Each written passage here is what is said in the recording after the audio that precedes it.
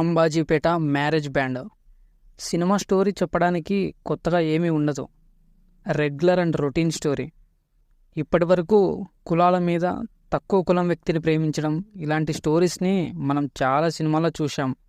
Movie నాకైతే నచ్చలేదు.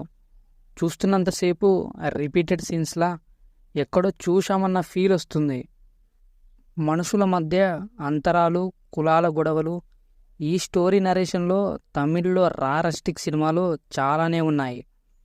వెట్రిమరన్, మారి సెల్వరాజ్ వంటి డైరెక్టర్స్ తీసే సినిమాలకు మన తెలుగులోనూ ఫ్యాన్స్ ఉన్నారు. టాలీవుడ్లో అటువంటి సినిమాలు రంగస్థలం, పలాస వంటివి చాలా సినిమాలు కనిపిస్తాయి. సేమ్ అదే జోనర్లో వచ్చిన ఈ సినిమా స్టార్టింగ్లో సాదాసీదాగా ఉంటుంది. ఇంటర్వెల్ ముందు వరకు లవ్ స్టోరీ.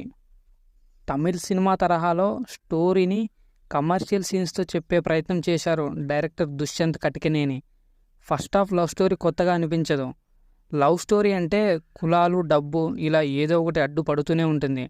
అసలు ఇది లవ్ స్టోరీయే కాదు, ఆత్మాభిమానం కోసం ఫైట్ చేసే ఓ లేడీ స్టోరీ అని చెప్పొచ్చు.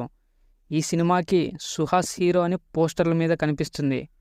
కానీ సినిమా చూస్తున్నంతసేపు హీరోయిన్ పద్మ క్యారెక్టరే హీరోలా అనిపిస్తుంది. ఒక హీరోకి అలాంటి సీన్లు పెట్టడం కామన్లా చూస్తుంటాం. కానీ ఈ మూవీలో హీరోయిన్ శరణ్యకు అలాంటి సీన్లు పెట్టారు. మూవీలో ఈ సీన్స్ తప్ప రిమైనింగ్ ఏది ఎక్కలేదు.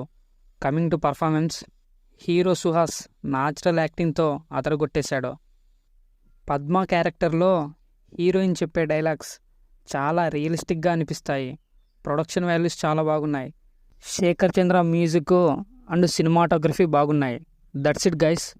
మీరు మూవీ చూసింటే మీకు ఎలా అనిపించిందో కామెంట్ చేయండి. అలాగే మన ఛానల్ని సబ్స్క్రైబ్ చేసుకొని పక్కనే ఉన్న బెల్ ఐకాన్ ఆన్లో. నెక్స్ట్ వీడియోలో మళ్ళీ కలుద్దాం.